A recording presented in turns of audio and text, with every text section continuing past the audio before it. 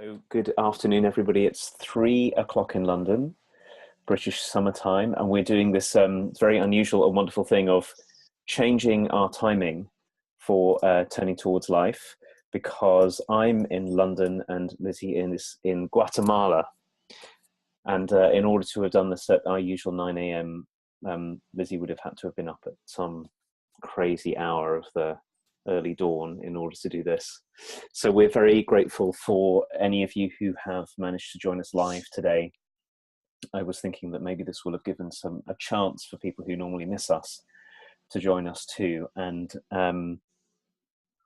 we have a fantastic source to read and learn from together today.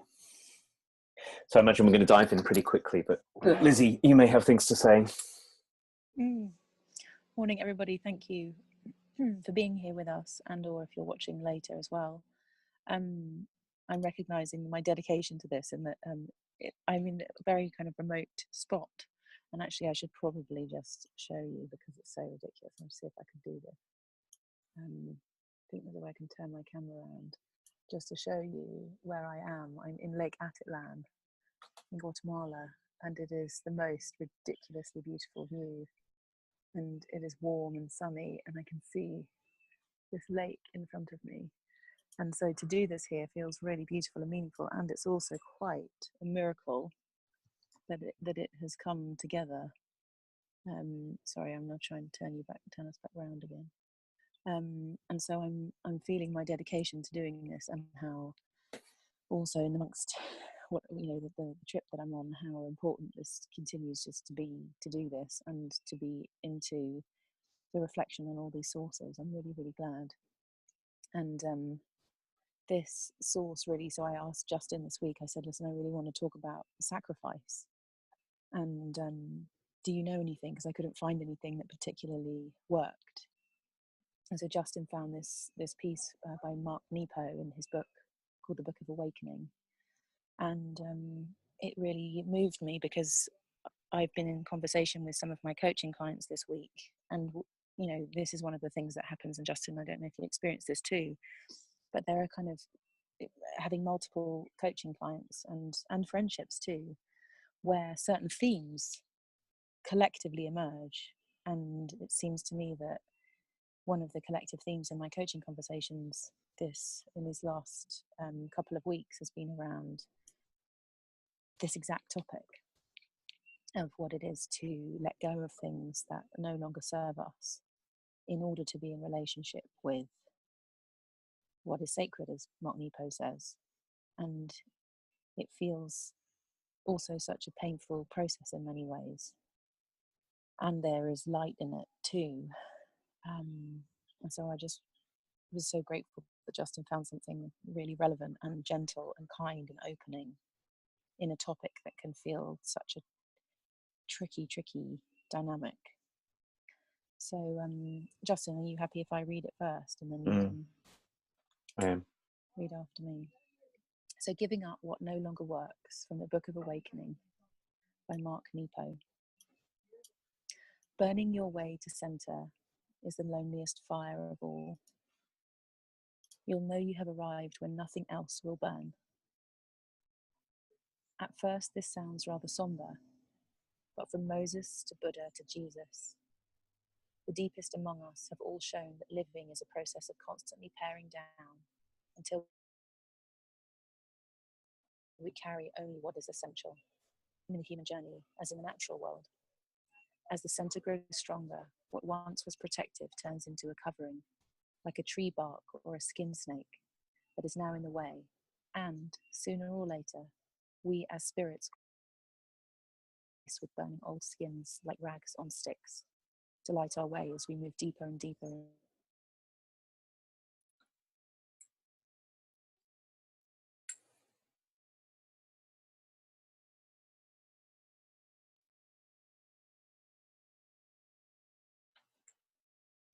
So everyone, Lizzie and I talked about what we would do if this happened.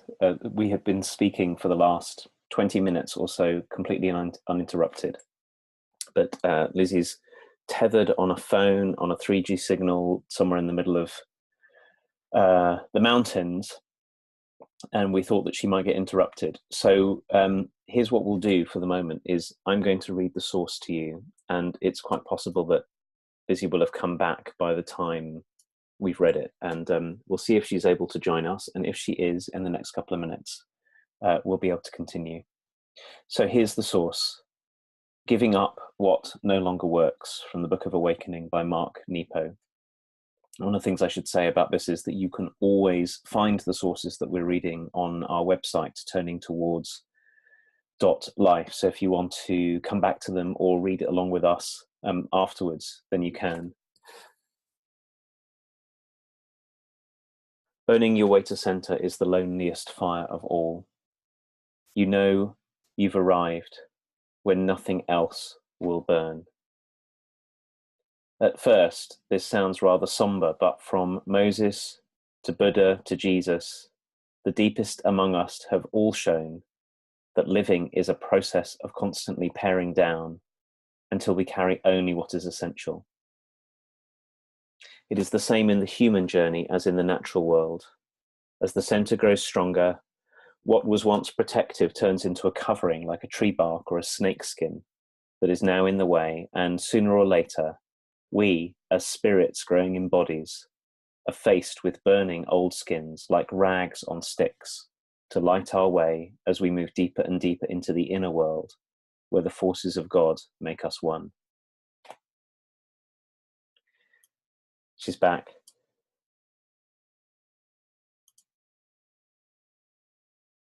I have no idea where I ended. Well, I'm partway through reading I it. just noticed that it wasn't working. Yeah, in your absence, Lizzie, I'm partway through reading this, so I'm going to carry on, and then you can read it again, and we'll see if we can make this work. When faced with the need to keep going inward, we are confronted with a very difficult kind of life choice, like carving up your grandmother's table for firewood to keep your loved ones warm, or leaving a job that has been safe and fulfilling in order to feel vital again, or burning an old familiar sense of self because it's gotten so thick you can't feel the rain. In truth, always needing to stay immediate by removing what is no longer real is the working inner definition of sacrifice, giving up with reverence and compassion what no longer works in order to stay close to what is sacred. And then at the end of this, as Mark Nepo always does in this very beautiful book, he proposes a practice for working with this topic. Sit quietly and meditate on the edge of yourself that meets the world. Feel its thickness. As you breathe, feel the inner edge of yourself that meets your spirit. Feel its softness.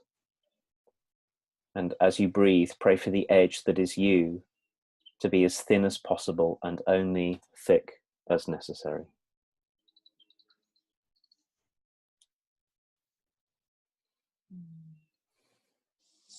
So Lizzie, will you read it one more time? We can hear you read it from end to end if we're lucky. If we're lucky. And if it doesn't work this time, we'll just not do it. Okay. So, giving up what no longer works. Burning your way to center is the loneliest fire of all. You'll know you have arrived when nothing else will burn. At first, this sounds rather somber, but from Moses to Buddha to Jesus, the deepest among us have all shown that living is a process of constantly paring down until we carry only what is essential. It is the same in the human journey as in the natural world.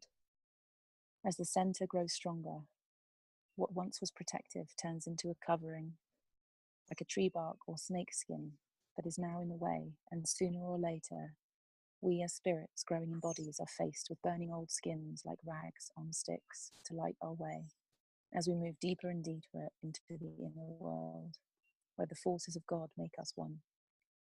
When faced with the need to keep going inward, we are confronted with a very difficult kind of life choice, like carving up your grandmother's table for firewood to keep your loved ones warm, or leaving a job that has been safe and fulfilling in order to feel vital again. or burning an old familiar sense of self because it's gotten so thick you can't feel the rain. In truth, always needing to stay immediate by removing what is no longer real is the working in a definition of sacrifice, giving up with reverence and compassion what no longer works in order to stay close to what is sacred.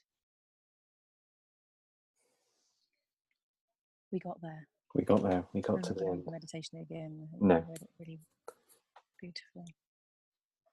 I'd love to say something right away about this, Lizzie, that occurred to me, which is that the very word sacrifice has in it the word sacred. So to the first part of the word, to sacrifice, the truest kinds of sacrifices are the ones in which we make something sacred. And I wanted to start off with this, with making this distinction, because I know that part of the background, what I'd understood about part of the background about you looking for a source about sacrifice, was your experience of how often any of us can get into a life of sacrifice where what we're doing is abandoning ourselves. You know, we say, I'm making such a huge sacrifice, and what we mean is somehow we got sucked into something that in a way was an abandonment. And it's possible to be in something that we call sacrifice that isn't making anything sacred. And sometimes the truer kind of sacrifice is when we give up the very thing that we took to be sacrifice. So the giving up part of this, it really striking me strongly, and I don't know if I'm saying this clearly enough, but sometimes the life-giving thing is to give up the very thing that we've taken to be sacrifice in the first place. Does that make any sense to you when I say it? It's striking to me as well, Justin. And I think there's also a distinction between the thing and the way of being that's a sacrificial way of being. So there is,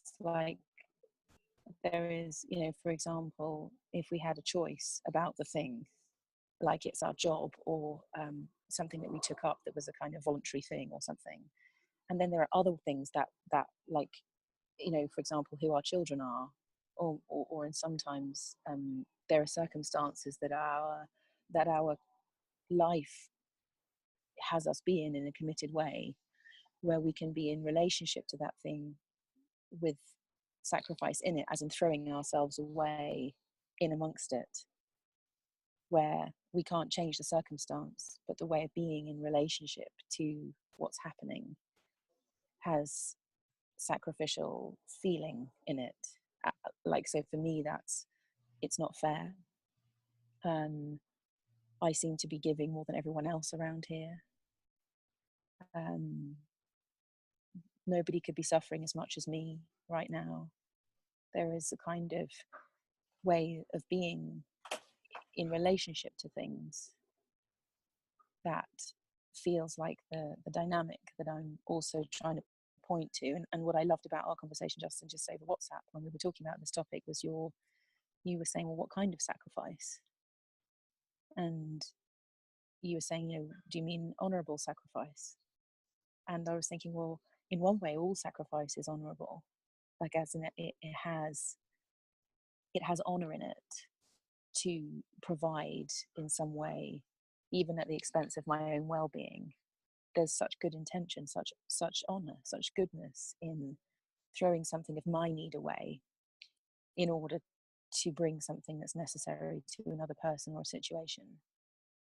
And yet the dynamic of that, the reality of the other side of the honorableness, is self-depletion and burnout and feeling like I don't matter and that I'm invisible, and that everyone else or everything else is more important than me. And in the end, the energy that is received through feeling sacrificial or feeling like I'm not included ends up being where the opening comes, because I have to do something differently now. And it might not mean that I stop giving or I stop providing or I stop doing the thing that is being asked of me, but I bring myself to it in a different way. And as Mark Nepo says, that covering can fall away as our center develops. And that's the conversation that I'm really interested in, is like, I think our center develops in many ways because we take care of ourselves, because we attend to this one and put ourselves as a priority, as we put others as a priority too. But we don't forget, we remember ourselves, we remember the dignity and the importance of this one, and we feed and nurture this one, as well as doing the feeding and nurturing to everybody else. And we look at what's in the way of me doing that. You know, what kind of beliefs do I have about myself, and putting myself at the center of my life? That would stop me from nourishing myself, of nurturing myself, of putting myself at the center, and also asking for help and receiving it from our friends, our family, the universe, nature, our own bodies, even giving us the assistance that we need and allowing them to do that. There's so much to say about this, but one of the things that's occurring to me as you're talking is,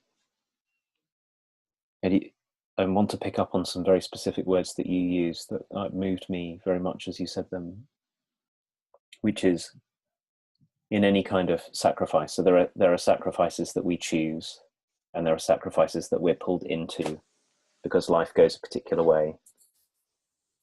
And there are sometimes things that probably aren't really sacrifice, but are a kind of being used, you know, where we didn't have a choice, and other people are exerting power over us. And that's not what I'm talking about here, but the sacrifices we come into in some way that has some choice in it for us.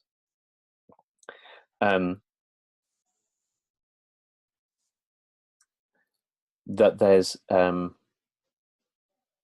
that you used this word, this phrase, throwing ourselves away.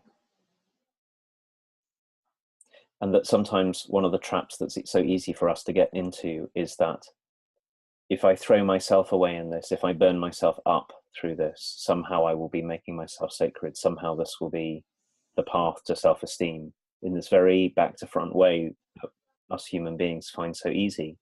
I'll show you that I'm valuable, and I'll probably even more, I'll show me that I'm valuable because I'm willing to extinguish myself through my sacrifice. You know, so we find ourselves overextending far beyond what's called for, or we find ourselves neglecting our own inner life or our own basic emotional and physical well-being in order to honor the sacrifice, the choice of sacrifice that we've made, or the life that seems to be calling this from us. And so what you're doing, Lizzie, in your extraordinarily kind and compassionate and truthful languages, that you're pointing back into that in order for a sacrifice to be its deepest, most dignified act, it actually can't easily be an act of burning ourselves up or throwing ourselves away, because that is to, and I'm wondering what that is to. It seems really clear to me in saying it. That's to something. What is that something? But it's to I know what it is. It's to burn up our own dignity for the sake of the dignity of another. Or it's to diminish ourselves for the sake of serving. Or it's to treat others as worth something when and us in the process as not. And the material effect of the sacrifice may end up being the same in one way or another, but in a deeper sense, it's shallow because of its unkindness, first towards ourselves. Yeah. Also, Justin, as you're talking, it's making me really reflect on how, you know, you've spoken a lot about hiding in your work, and it just, when you're talking, I'm making the connection between sacrifice and hiding as well, in that if I give myself to everyone else and I serve everyone else, I don't have to receive, I don't have to be seen, I don't have to be, in your words, dignified, celebrated, held, because I'm doing this mechanism of pushing their attention away all the time to the people and things around me. So it helps me to avoid the very thing that is the antidote in some way, which is self-appreciation and self-valuing and self-kindness and self-dignifying and self-filling up. And so there's also a way that we can use our personality, we can use our way of giving, our way of putting other people before us, to diminish ourselves in line with the degree to which we want to hide as well and not be seen by the world. And that we can be very efficient at that. And it's also very valued by our culture to do that. So we get kind of validated for that, and we think, well, I'm doing all the right things, I'm giving and giving and giving, so why am I feeling so depleted? Because it's not, you know, everyone seems to be like admiring me for the fact that I give so much and I'm so generous, and actually I'm left kind of spent, and yet I'm getting validation from all over the place, and it can be very confusing and very difficult to understand what's going on, because I've become so good at making my generosity in a way a method of pushing the world away, which is the deepest kind of irony as well. It's like the two sides of a coin, because of course it matters that we give, it matters that we are, when in the scheme of things the world has become very self-centered in lots of ways. There are those of us who are trying to counterbalance that. There are those of us who are trying to bring back and to give and to contribute from our deepest, most generous place. And yet when we begin then to feel depleted and like we're being ignored or unseen or unrecognized in some way, and unmet as well, we have to go, well, so what now? That's the opening of this topic. It's like, well, and something's got to give. Like I need to do something else because I can't carry on right now. And this can be, you know, feeling like I've got nothing left to give, like I'm empty, I've given everything, there's nothing left here. And also maybe that I'm not receiving any help. I've done so much capable giving and taking care that that's not coming back towards me because I haven't either asked or been vulnerable enough for people to see, or been outside of the dynamic long enough for people to say, oh, I think that person might need something from me. So it is a really tricky and interesting two sides of the same coin. Really appreciating your, Lizzie, drawing attention to how important it is at this time in the world that we learn to give. And because otherwise there's a way in which this conversation could sound like, well, it gets caught up in this polarity that I think affects so many of us in our culture, which is this being thrown between being grandiose and being deflated, being sort of puffing ourselves up to feel like I count or something, or feeling deflated and tiny. And there's a way in which we're encouraged to be in one of the other all the time. So you know, as consumers, we get to be both. If I'm a consumer, I'm both grandiose, I can have what I want because I'm worth it, but it's a very shallow kind of worth it, because at the same time it's covering up a feeling of being deeply not worth it. And if I'm not a consumer and I'm a supplier of something, which is one of the ways that we often think of what giving is, then I have no dignity here either. I have to abandon myself. And what I think Mark Nepo and you are reminding us so beautifully about is that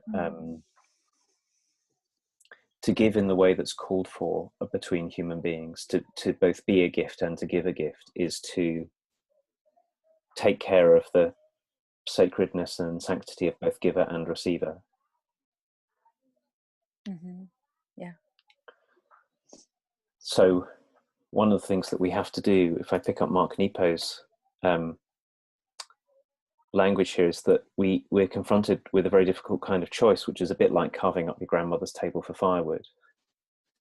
which is that very often, in order to return to the dignity of being a human being and being able to be of service to one another, being able to be generous and being able to give, we actually have to tear up something that feels like our grandmother's table, which is my sense of worthlessness, or my sense of being the center of everything, both of which are actually just mirror images of the same phenomenon, and neither of which are real. And so the weird and wonderful thing about this that he comes to at the end is that in order to be able to sacrifice, in other words, to give in the way that you're saying, to give as an actual gift, requires a proper inner kind of sacrifice. We have to give up something that we may have held on to very, very tightly. And boy, as we're talking about this, I know this in myself, the many, many, many times that I've wanted to make myself feel good by essentially saying to others, can't you see what I'm doing? Can't you see how much I've given up for you, for this, for you, for this project, for this work, for this course, for this client, for this.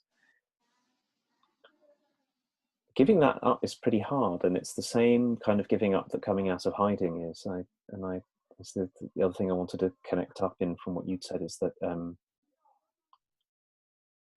I really love this idea that you're pointing to, that to do this, to become a gift in the way that you're talking about, is to give up hiding.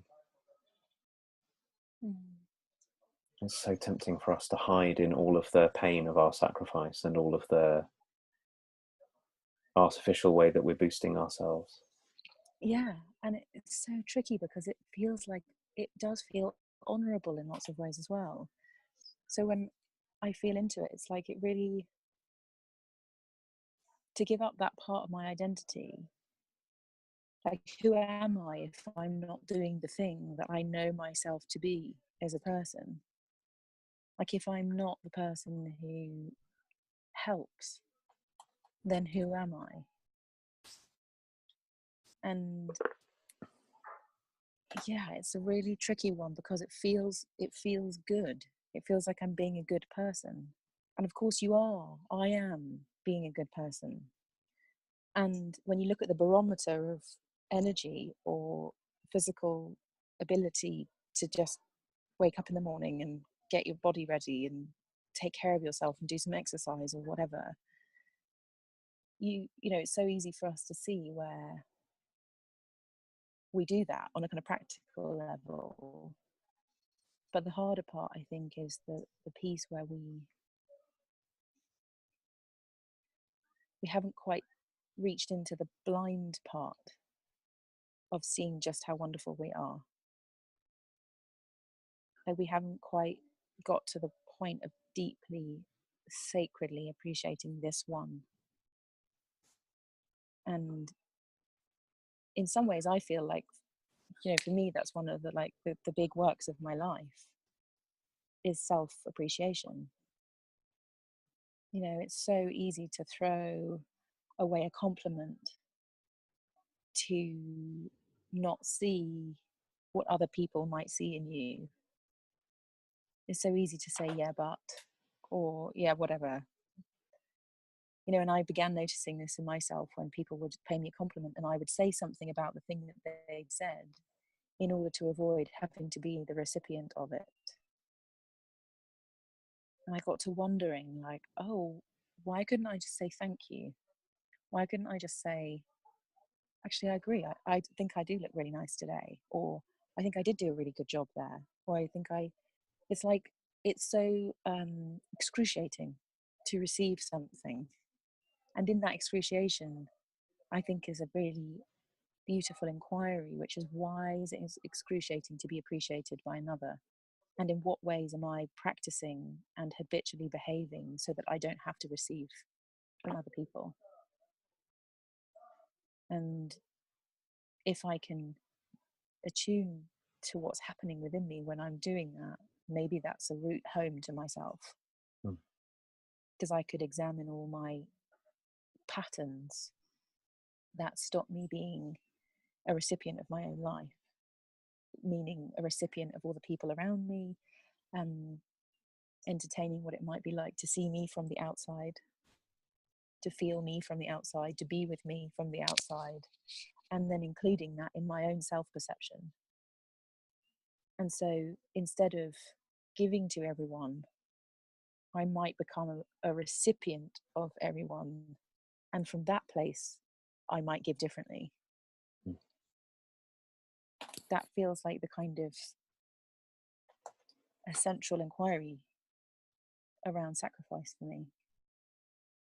And it's so beautifully said, Lizzie, at the risk of repeating something that you said earlier,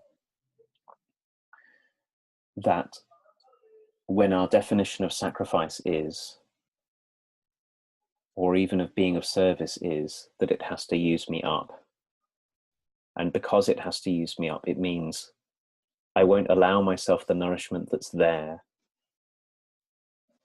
when people appreciate me or love me or want to support me or say, please have a rest, or I'll do it, or when they name qualities of ours and show us them, that we take up the, oh well, no, because I'm the sacrificer here, this is not possible for me. My job is to just extinguish myself. But for most of us, unless we're in some, and of course many people are, so maybe I shouldn't say for most of us, but for any of us who are in a situation where there is any nourishment coming our way, part of our capacity, our deep capacity to be of the kind of sacrifice that Mark Nepo talks about and the kind that you're talking about, is to learn to welcome the support and let in the support that's here. So I'm just saying back what you've said, because I think it's striking me very deeply that the flow of gift giving in sacrifice is really that we allow ourselves to be filled up by life so that we can give life.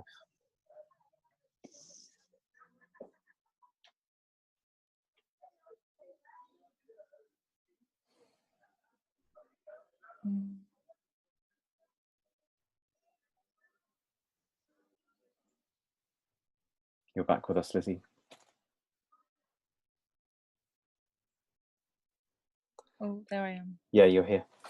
Can I just say one more thing on that topic, Justin? As you're talking, I feel like there's part of it which is seeing what's here and seeing whether we can receive the nurturing that's on offer, and then there's the kind of the darker part, which is what ways am I behaving that doesn't even allow me to see or even give permission for other people in the world to bring anything to me.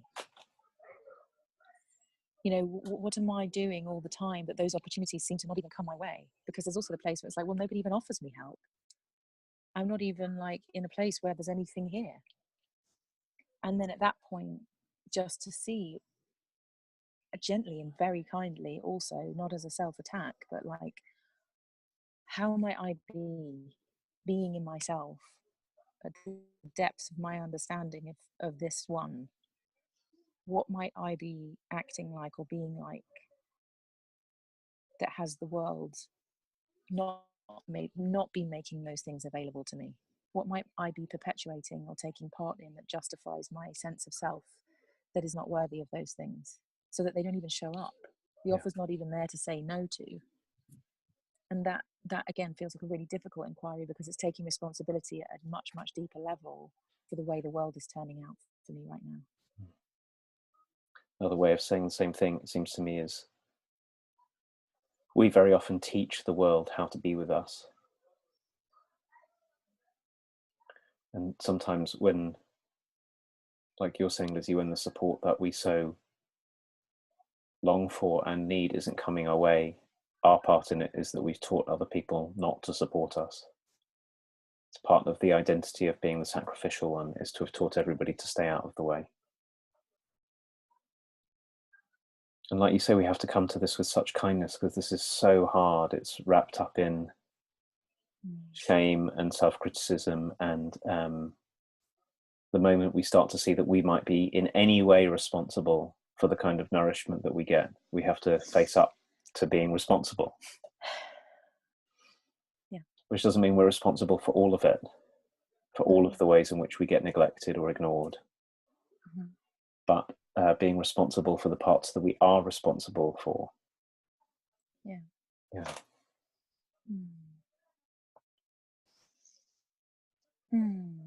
Like Mark Nepo says, giving up with reverence and compassion what no longer works is how we stay close to what's sacred. Yeah. Yeah. I love this conversation so much. I think it has a deep kind of resonance for me in the world, and a big part of my unfolding as a person has been in this inquiry. And it feels like kind of, I don't know, like the image is coming to me of like kind of bathing in a kind of original source of water to be in the conversation and to be able to even articulate it. And I think that's the tricky thing when things are in our own blind spot. The articulation of that can be really elusive. And so I'm so grateful to be in the back and forth, and to be understood in it, and to be in conversation about it. It feels like kind of working that's required of it, because it's not immediately obvious. Like, it's, you know, the bit about the grandmother's table, chopping up your grandmother's table for firewood, like that really moves me, but I can't really say much about it. It's like it really kind of hurts me, and I know the truth of it, and I can't say much about it because I know it's kind of in my blind spot. So it's like I can feel the depth of commitment I have to this topic, for the very reason that it's so hard, and it feels so kind of impenetrable in lots of ways. And so to kind of tease it out in this small way today, even, and to be grateful for Mark Nepo and his articulation of it, so that it kind of is the kind of the thread that unravels things. You only need a little pull, and then something kind of undoes.